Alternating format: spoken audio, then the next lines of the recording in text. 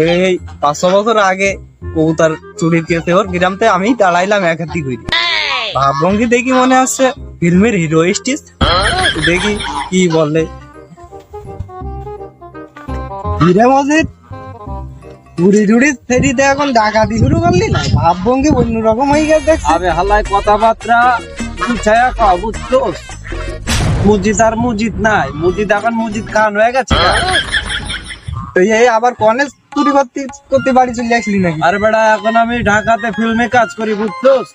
মুজিদ খান। আমি গ্রামে আছি কেন লাগে জানো? আইছি আমার এই এফবিসিতে 5টা ক্যারেক্টারের লোক লাগবো।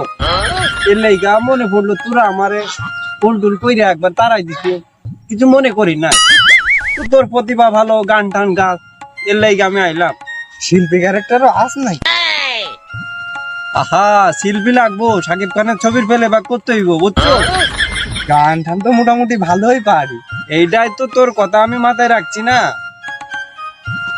তোর কথা মাথায় রেখে তো প্রথম ভাবলাম যে কালাম বন্ধু মানুষ, ভুল করি একবার তারাই দিছি, কোনো ব্যাপার না।